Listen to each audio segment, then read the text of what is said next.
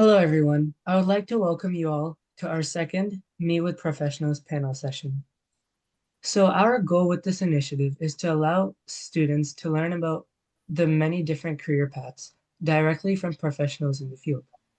We are trying to host these monthly sessions to explore all the different majors and professions and help students make informed choices about their future studies. Last meeting, we had discussed about the cross-section between biology and engineering, topics like bioengineering and bioinformatics. Tonight's session is focused on healthcare, and we are very excited to have two amazing professionals who will be sharing their experiences and advice. The MC for this event will be Raksha Kaushik, a member of our KCA Youth Committee team. Raksha, you can start us off. Okay. Thank you, Arya.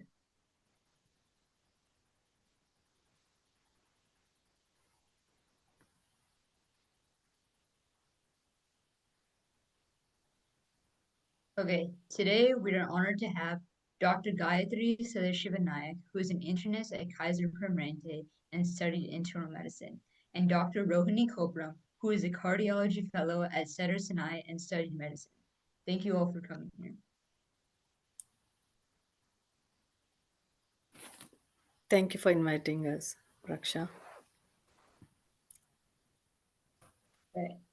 I will start off with Dr. Gayatri. Hello, Dr. Gayatri. I'm glad to have you here with us today. Can you please start off with a brief introduction about yourself and your job? Yeah, sure. So I did my medical school in India from Bangalore Medical College, and then I did my residency in Chicago at Cook County Hospital in internal medicine, and then I started as my first job at Hope Medical Group as an internist. I worked there for almost like 12 years. And then I moved to Kaiser Permanente. Currently, I'm working as an internist at Kaiser Permanente Medical Group from past 3 years in Orange County. That's great. So, why did you choose medicine? And was there a light bulb moment when you knew it was the right path for you? Uh, yes, of course. You know, my father was diagnosed with diabetes at a young age in early 30s. So, I watched my father manage his diabetes. And then, I was familiar with all the doctor visits, medications, and like what are the daily challenges he had during, management of his medical condition. So witnessing his journey, it deepened my understanding of healthcare, chronic medical conditions, and that inspired me like to pursue a career in medicine. And I felt that I can make a meaningful difference in the lives of others who are facing similar health challenges.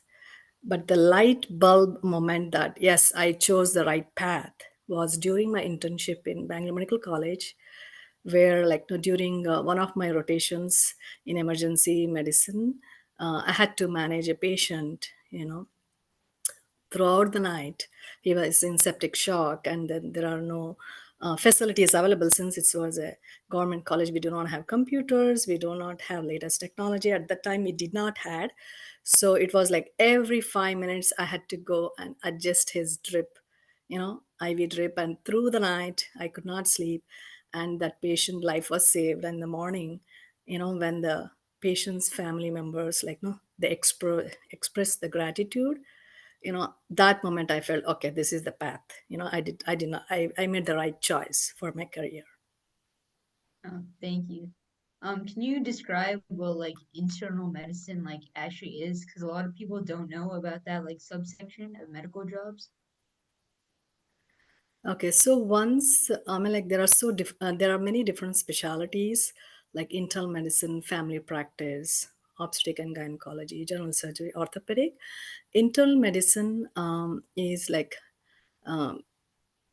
it's I mean like you it's you can it includes all the specialities like your jack of all but master of none. Like Rohini is a cardiology, so she's specifically focused on cardiology. Here, internal medicine, as an internist, I cover almost like all the subjects, but not in a deeper aspect, how the specialists take care. But I have a knowledge of all the specialty, where like no day to day, the prime as a primary care physician, I can help my patients in their medical chronic medical conditions. So that's like why you chose to go into like internal medicine rather than like general medicine. It's both are same. Oh, okay. General medicine, internal medicine, both are same.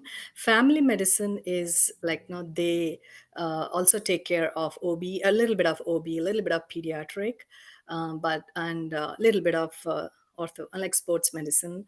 But internal medicine is basically like no, it's all the specialty like cardiology, neurology, a little bit of cardiology, a little bit of neurology, pulmonology, ID. It's all the specialty included except the OB and the pediatric part, where family medicine includes both training for a little bit of OB and pediatric.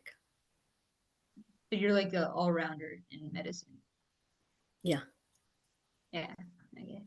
So can you describe like the experience of your first job?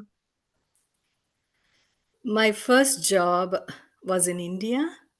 So I mean, like, I worked with one of the renowned endocrinologists. I got a chance, to work, and this doctor, his name is Dr. S.S. Shrikanta. He practices in Jayanagar still now.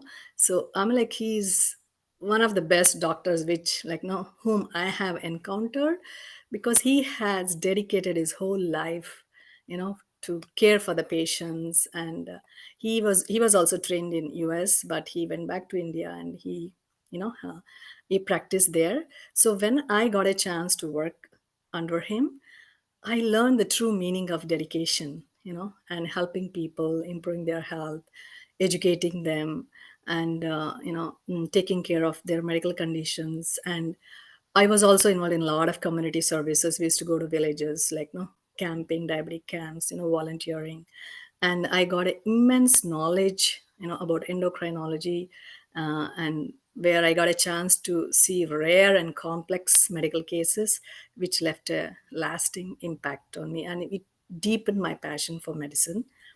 So here in the United States, my first job was at Hoag Medical Group here in Orange County, where I worked as an internist for past 12 years. And, I enjoyed taking care of, patients here too. So I'm like currently also like when currently I'm at Kaiser Permanente. So I'm like, because of my passion for medicine, I really enjoy taking care of my patients. So that service, that's what makes you passionate about medicine, right?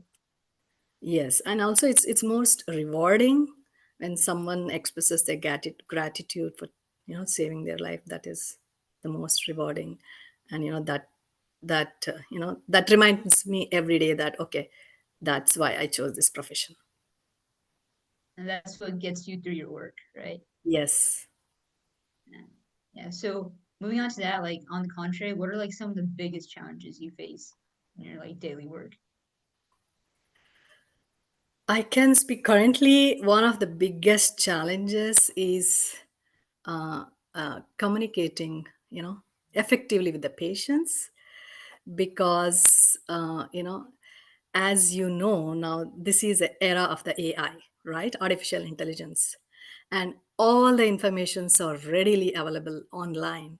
And when the patients come in, they already have a preconceived notions about their diagnosis, their treatments, and it requires a lot of patience, to patience and empathy, to bridge that gap. Because when the patients come in with all this like preconceived notions, and they read they get on the online, and I need to bridge the gap between what they read online and the clinical experience, what teaches us. So basically, the medical decisions we make are built on evidence-based and expertise, clinical experience, as well as it's more of individualized care. So I feel that this is the biggest challenge now. And like, is that how you feel how like, AI is impacting the medical field in that way? Like, if I you Can you repeat the question? I could not is understand. it is that how you feel like artificial intelligence is impacting the medical field?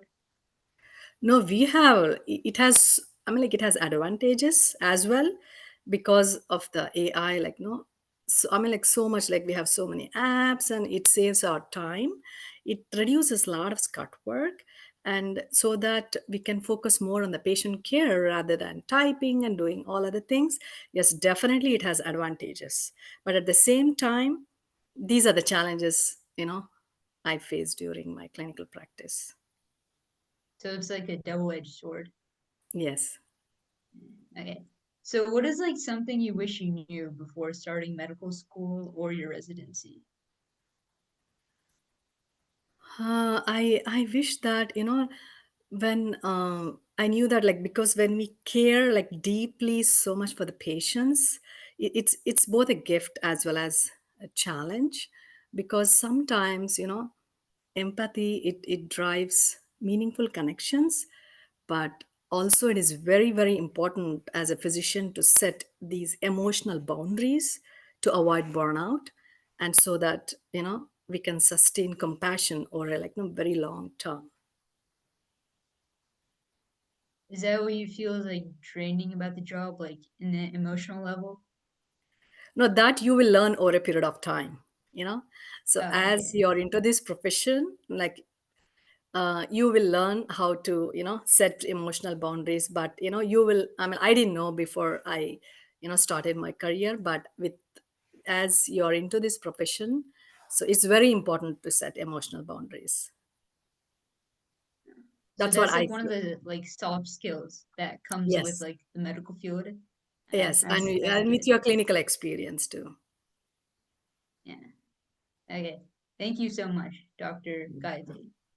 So next You're we welcome. have Dr. Rohini Koparam. First of all, I would like to thank you for joining us today. Can you please start off with a brief introduction about yourself?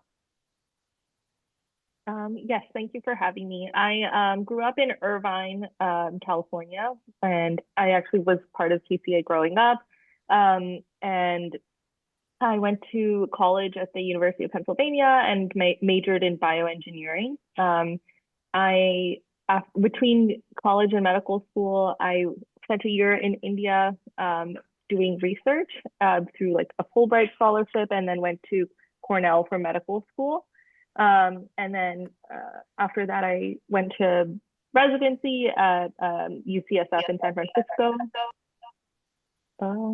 Echoing for me. And then um, subsequently moved to LA for cardiology fellowship, where I'm currently at Cedars-Sinai in my second of 3 years of cardiology fellowship, and hope to practice in clinical cardiology after graduation. That's a very like broad like what do you call it? Sorry. You focus on a lot of things like in your education. First like bioengineering and then like research, right? So can you share any incident that like changed your perspective on the field of medicine? Um, Changed my perspective. I think that overall, I had always been interested in medicine. And in college, I went majored in bioengineering, sort of with somewhat of an interest in like physics and things like that.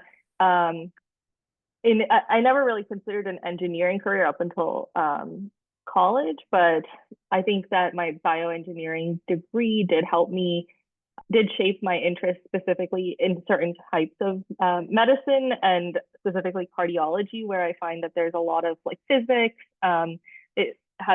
We think a lot about how, the heart as a pump essentially, and kind of the mechanics of that, as well as the heart as like a conduction system, and there's a lot of bioengineering and physics involved in that. And so I think that my undergraduate experience did end up shaping what I wanted to do within medicine. I agree with a lot of what Dr. Nayak said about trying to find a career that incorporated my interest in science, but also not necessarily doing something that involved bench lab research or something where I wouldn't be able to interact with people. And so I think that drew me to medicine, where I am able to have conversations with people every day, and but still have that like understanding of science and medicine too, which kind of is what my biggest interest is. Yeah. So can you like explain what exactly cardiology is? Yeah. Yeah. So cardiology is a subspecialty of internal medicine, as Dr. Nayak said, and it specifically deals with the heart and the cardiovascular system. So the arteries of the entire body, as well as the heart itself. I think we in cardiology think of it separated into the electrical system, so like the electrical impulses that control your heartbeat. And people can specialize in electrophysiology, so dealing with abnormal heart rhythms. Then there's the actual pumping function of the heart that supplies blood and oxygen to the rest of the body. And when that goes wrong, people are diagnosed with something called heart failure. And then there's sort of the plumbing, or like the blood supply to the heart, which is the coronary arteries. And people who have coronary artery disease or habits including, smoking, sedentary lifestyles, things like that, often may experience heart attacks or chest pain. And so that's also an aspect of cardiology. I think something that also drew me to cardiology, which, in addition to other things which I can talk about more, is how prevalent it is in the South Asian population. And so many people we know or live with do have some degree of heart disease. And so I think that's also something that brings this close to home. So that's how you feel it gets to you on like a personal level, right? Yeah. Yeah.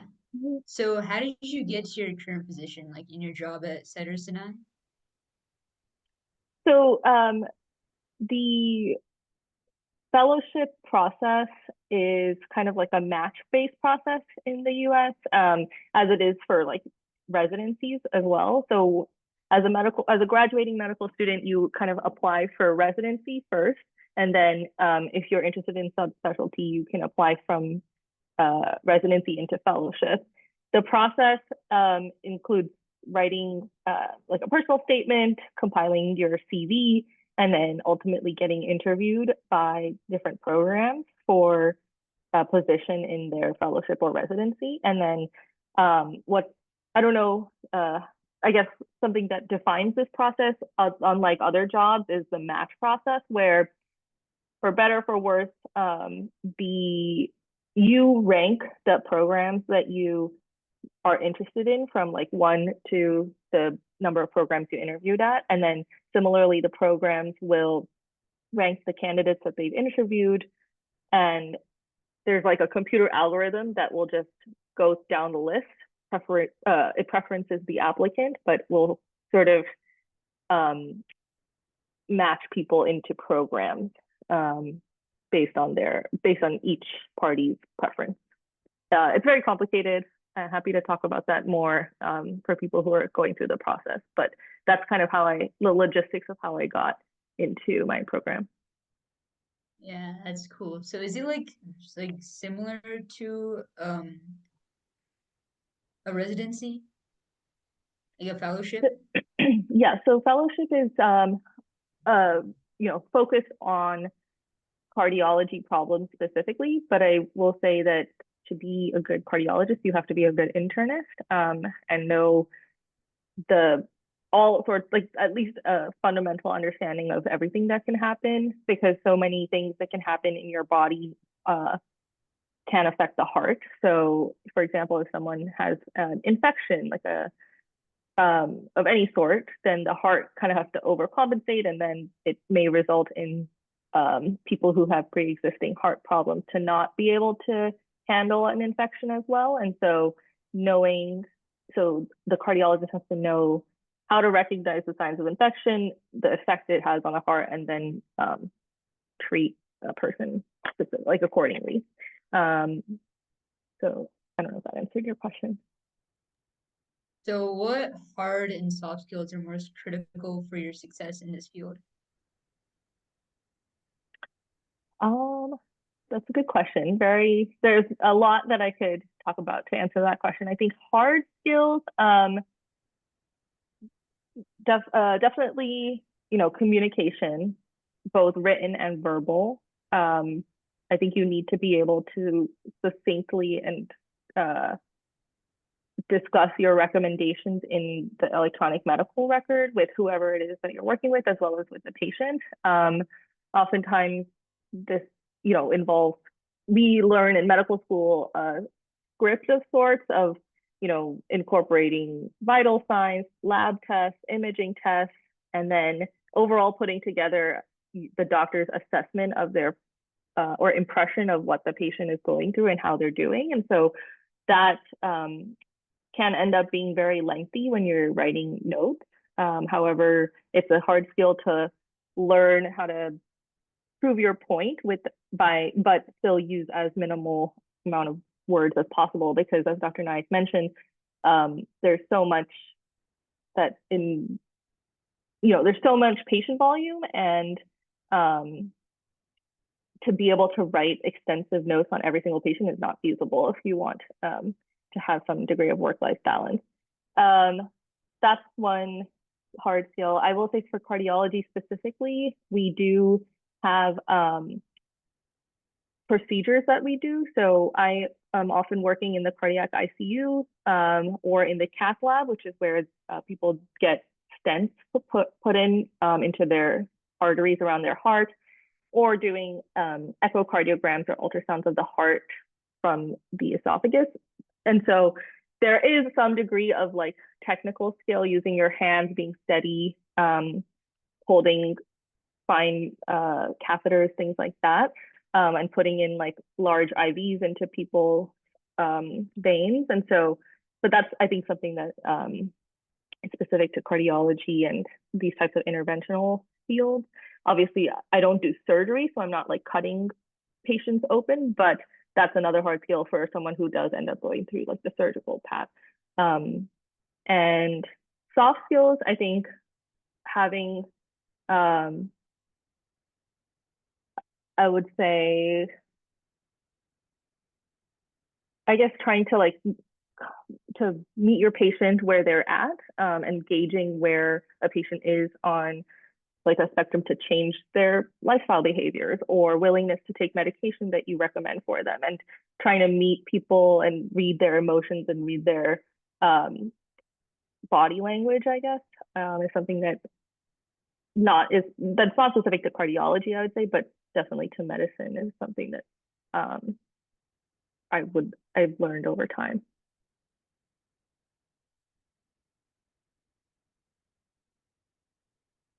I think you're muted. Sorry. What are some of the latest trends in medicine, like artificial intelligence or other tech, and how do you stay up to date with new developments? Yeah, so I think artificial intelligence is definitely a big one. In cardiology specifically, there are recent papers coming out to talk about how AI can actually read EKGs or echoes, and then have like the cardiologist verify the read or interpretation of this study that the AI program has done. And echoes are essentially ultrasounds of the heart. And so so that's certainly something that AI is doing in terms of on the clinical side of things. AI also can help with sort of being like a scribe for doctors. And so I've seen a lot of programs these days where like there'll be a, a recording program that listens to a doctor and patient visit and then can translate that into a full note to try and minimize the amount of time the doctor spends typing up the encounter after already doing the encounter. So I've seen AI incorporated in that. I think there's a lot of new like genetic therapies or precision medicine is a big thing, not only in cardiology, but across medicine, I think, to individualize treatments for a given patient's genetic profile. And so that's something that's growing in medicine. I think in terms of staying up to date, as a cardiology fellow, my program is generous by giving us like a membership to the major like cardiology journals, and so they publish a whole like journal booklet every month or twice a month, and I think that's one way to stay up to date, sort of getting like email newsletters with recent research that's been published. And then also I try to go to as many conferences that I can. Just a lot of people are presenting new research in their talks there to describe what is happening. Okay, this is a question from the chat. Are there any career options beyond patient care, like in your field? Yeah, I think that there are a lot of people who go into medical device development, especially in cardiology. A lot of people who go into consulting and sort of give consulting companies or pharmaceutical companies like the clinical side, the clinical picture, so that it can help inform how their drugs or medical devices are actually going to be utilized in real practice. And so people often need a doctor who's practiced to then share their perspective. And what else? People can go into like actual drug development. And so working more on the like, I guess, bioengineering or biotech companies side of things.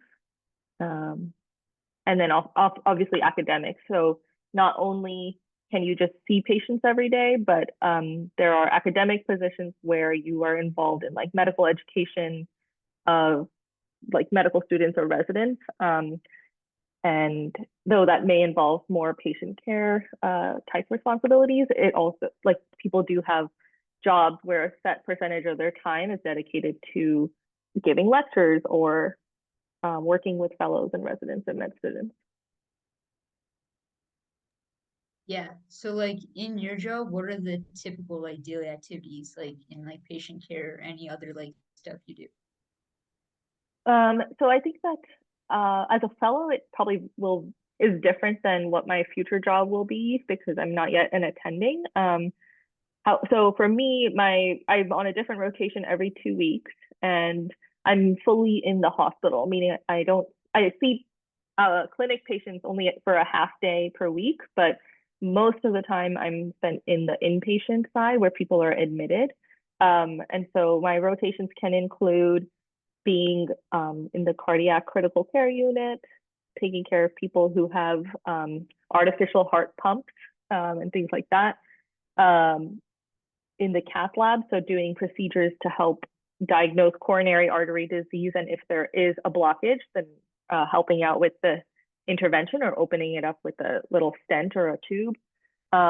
Reading ultrasounds of the heart or echocardiograms, and then doing what's called consultations, where if there is a patient on the regular medical ward and the medical team taking care of them has a question specifically related to, is their heart impacting X, Y, or Z, then they can call for a cardiology consult, and then we would look into their chart and help answer that question.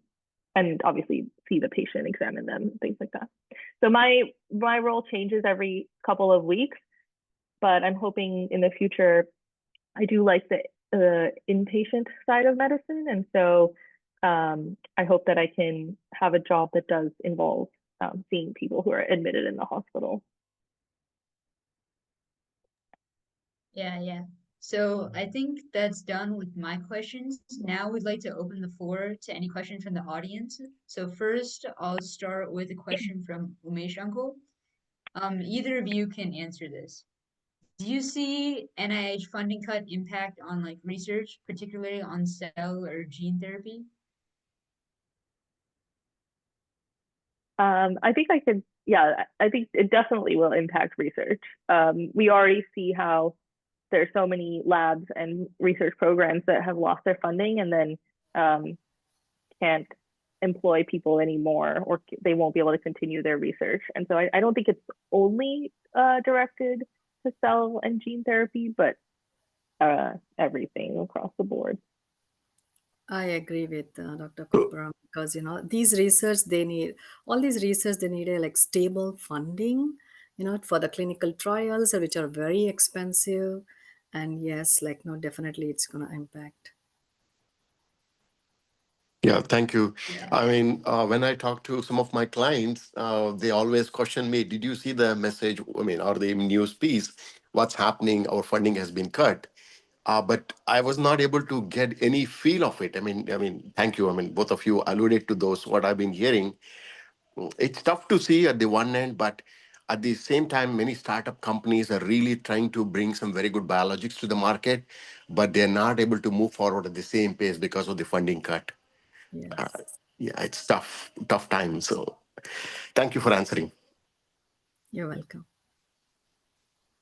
And do you think doctors can be replaced by AI in the near future? Definitely no. Because AI will help. Sorry, Kopram, Dr. Kopram, I'm going to take, and you can also add in. AI will transform medicine, but definitely it cannot replace like doctors, because AI is like it's a powerful data. It has immense medical data, but it's faster than like no any of us, like no humans, like we can because whenever we are looking into any topics, medical topics, like it's so fast, and it's, I mean, like it has an impressive accuracy, but medicine, I think practicing medicine is not just about data, because it's a human connection. When you see a patient, it's a human connection, and it requires empathy and it trust, and also judgment, the clinical judgment. It patients doesn't want answers, right? So they want understanding, like a reassurance. It's a partnership. So I think the human element, it cannot be replaced. That's what my point of view. Dr. Kopram, what do you say?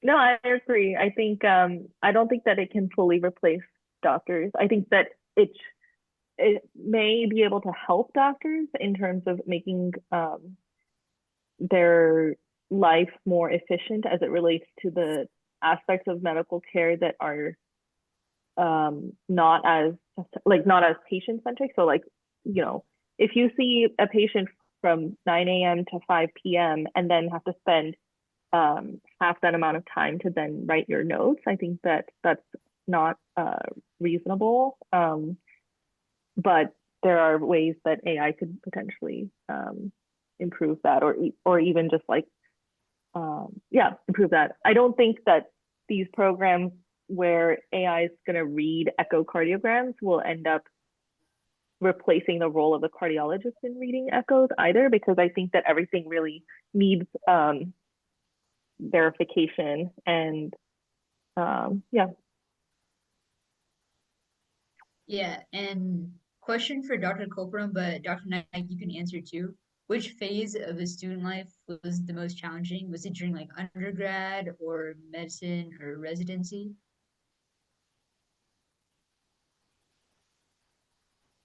I think that I would say medical school and residency are challenging in different ways. I think with residency comes the issue of like long hours of being in the hospital, being away from home, and often taking care of many patients. There were laws placed on like the work hour per limit in the 90s or so, after like there were problems with residents who were treating so many patients and treating patients so sleep deprived that there were bad patient outcomes. And so I think with residency, there are issues with time spent in the hospital and sort of like physical exhaustion. I think with medical school too, though, there are challenges that I faced included, trying to absorb so much knowledge from everything from like cellular pathways and things like that, just to be able to pass exams so that you can move on to the next step. And I think that a lot of these exams end up being weed out exams, both in college and medical school. And I think that's one of the challenges that made it difficult. So for me, Dr. Koparam is young. So when I started my residency, I was like in 30s, like, no, yeah, I was like 30 when I started my residency. So I can speak about the challenges I had, at that age, and because like being a woman, it's woman physician, being a woman, we have different challenges as a physician. And then I had like two kids, and residency is very hectic, as Dr. Kopram told, like 80 hours of clinical hours. And, it's so much sacrifice, so much dedication. You should have that passion. One should have that passion to be in this profession. Otherwise, it's not possible to be, in this profession.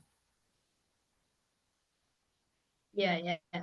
And like speaking of like medical school and residency, with the amount of effort required to become a doctor, is it actually worth pursuing this dream anymore for students? Like talking about like inflation and stuff and like the financial burden on parents.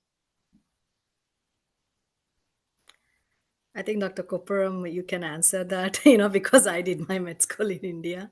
So the financial, about the med school, doing med school here in the United States, and then, pursuing the career. I think that that's a loaded question, because I don't think going into a medical career is for someone who only wants to go into it for money, because it's not really the most lucrative field. Sorry, give me 1 second. My cat is eating all my plants. So I think, you have to be passionate about medicine, about taking care of patients and people, and that this is like the career that you want to have.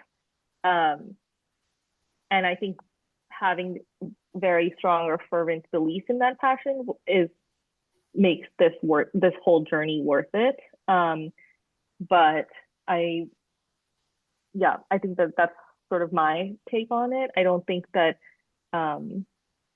people should go into this field to like make money or for prestige or anything like that. I'm reading this question. Is it worth pursuing this dream? So yes, I do feel like it's worth it for people who feel that this is the one career that they want to have and will be fulfilled by. But if you can be happy in another career or another field, then by all means, go for that. What I have seen is, even though I didn't do my med school here in United States, but I can speak about like no the like the knowledge or information I have with my colleagues who did their med school here, and residency. Yes, like no, what I've heard is when they start off work, they start off with a huge amount of loan from the med school, so it's a big financial burden for them. So that's what, like, no, oh, we have a huge loan from med school. So, and then, they have to start up their career and they buy a house, their family. So I think they have a huge financial burden too. That's what my understanding is. I didn't do med school here. So, I cannot speak about me, but what my colleagues, have told me. So this is my understanding about, doing med school here. Right, Dr. Kapoor? Oh yeah, I think that having a significant amount of debt is certainly something that defines a lot of people's um, financial situations as when they graduate from medical school. I think also that ends up affecting in some cases, like the specialties that people do choose, when it shouldn't. Um, I know that there's a lot of medical schools these days are having programs for like, tuition free or grants for people that end up committing to specialties that are, very much needed in the US. So like OB-GYN, internal medicine or primary care, family medicine and pediatrics. I think those are fields where there's a large need for doctors who to practice in those fields. And a lot of medical schools end up or have created these like programs where if you commit to applying to residency, then you can get your med school tuition covered, things like that. But I think that there is certainly a lot of debt that people go into or accumulate to go through medical school. Yeah, thank you. Thank you for all this information. Is there any other questions from the audience that we can ask?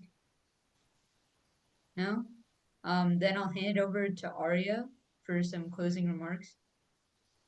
I have a quick question. So, like, what kind of advice do you have for all students who are either they're still unsure of what they want their major to be, or if they have like settled down on medicine, like what kind of advice, or is there any steps that they should take to continue to do well in this field? Is there like any advice you could share on that?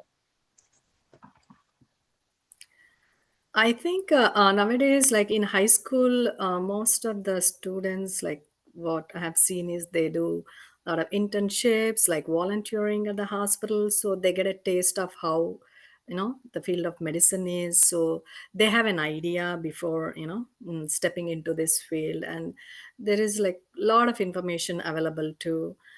So I mean, like that should help them to make a decision. Yes, this is the field which I want to go. And I know a few I know a couple of people like who wanted to do, but I think they change mind. It's all depends on the person, and the individual, passion for medicine, their interest, and it keeps changing too. So basically it's more individualized, you know Yeah, I think I would agree with Dr. Nice um, about trying to get involved in opportunities that will show you what the day-to-day life is like in medicine.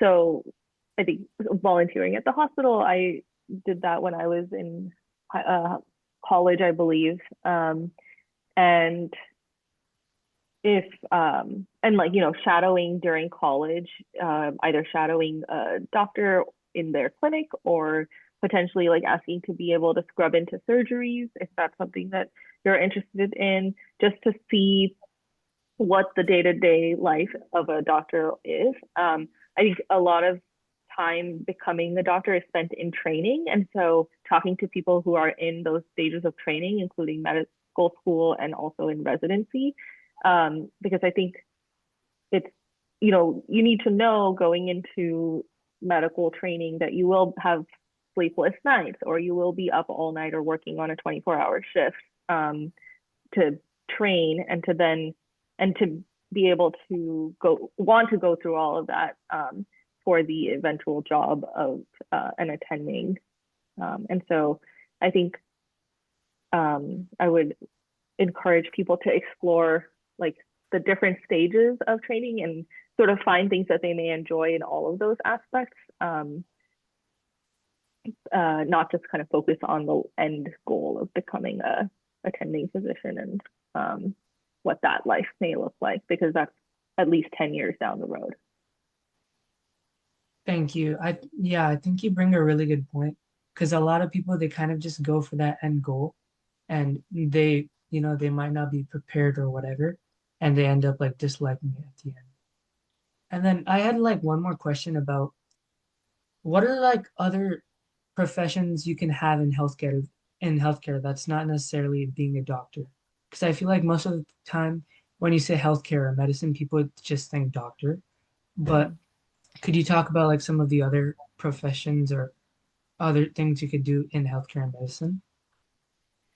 Well, I mean, like now, PA is another physician assistant. It's not very expensive, but it makes like very good amount of they pay you'll get paid decent amount, and then it's not long many years of how it takes many years to become a doctor.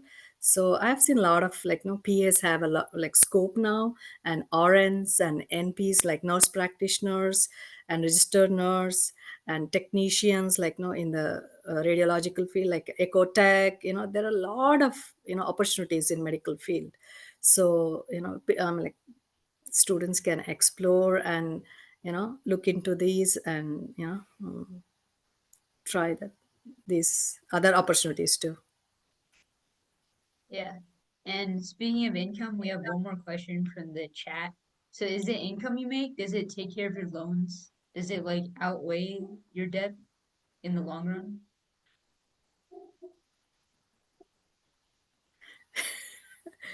Dr. Koparam, you should answer that.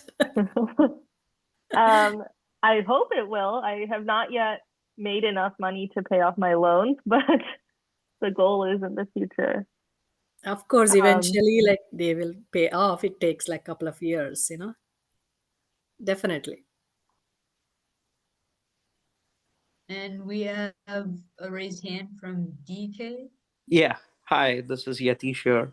So I think just going back to the prior question on the different areas in medical field, I think both the doctors specified, but I've seen from my and my current experience, I've seen people who have medical knowledge have come into the industry. So I work in the industry where the pharma and medical device industry, and they have been able to also provide patient care, but not directly, indirectly in bringing more innovation products to the market to help patients have better health. So just to answer to the other question, that was what is the alternate ways to help bring medicine and patient care forward.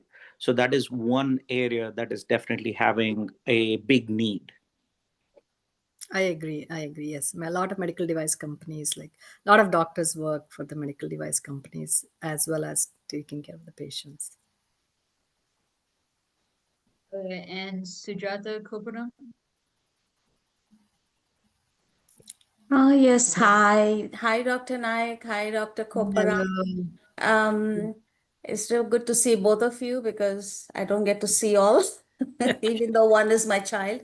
I have a comment. And it is, I have a lot of, just as all people have a lot of respect for doctors, and even in our culture, what we come from, as we know, they're given a lot of respect. Even they're mentioned all the way back into the Vedas. Now, and I want to connect this to profitability or money or finance and all those things.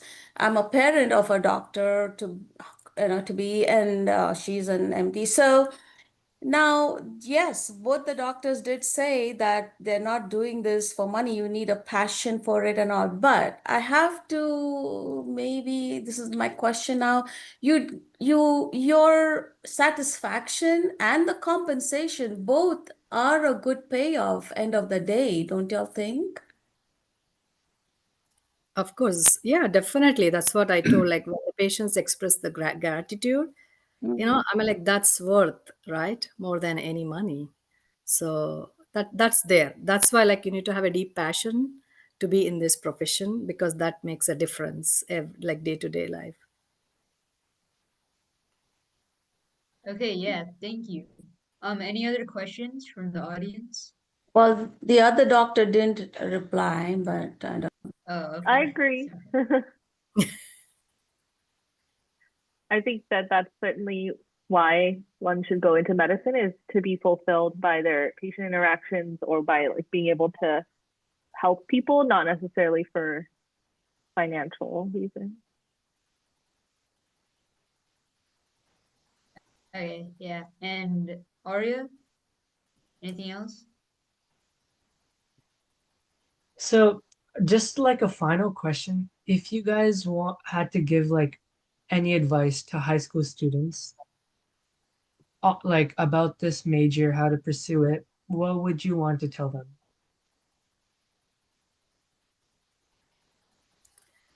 Definitely, you need to look into opportunities, as a volunteer, internships during your high school period. So you get a taste of like, medicine, how, the patient care is in the hospital setting or shadowing, at the doctor's office, or, in any of the, like in the technology, like in radiology labs or research labs, so that you understand, what commitment you need to have and dedication, to be in this profession. And in a way, this kind of it helps you validate if this is really what you want to do, right? Yes, yes. Dr. Kopram, do you have anything to add? Yeah, no, I agree with everything that Dr. Nye said. I think I will also say that because in college you have a pre-med track that includes all of the classes that you need to go into medical school, I would encourage people to pursue majors that are outside of biology or like science. And so I think a lot of my friends in medical school actually were majors in like, social sciences like history or anthropology. I had a friend in medical school who actually did like film, and still made their like pre-med requirements, or took all of those pre-med classes and did all of the pre-med requirements, studied for the MCAT and such. Things like, business or even like I had friends in mechanical engineering or electrical engineering who ended up going into medicine just because they wanted to take courses outside of what they knew they would be doing for the rest of their life. And also, I don't think that a pure biology major really ends up helping you for medicine per se. A lot of those classes, you may be focused a lot on like the like genes and things like that. But I think I would argue that sometimes people who have exposed themselves to like art history or the social sciences maybe end up as better communicators with their patients. Not to say you shouldn't do all of the activities that you need to get into medical school, but to have some other passion other than like pure science or pure biology. I think that's a really unique view because I feel like most people they think you have to go directly into that major to succeed and do well. So thank you for giving that input. I think someone has a question. You can, yeah, you can unmute and ask a question. Yeah, this is Bhagya Girish here. And I mean, maybe this is question to both the doctors. So how does does the medical research help, the high school students or the university students to get onto the medical field or to become the doctor? What do you recommend with respect to the medical research?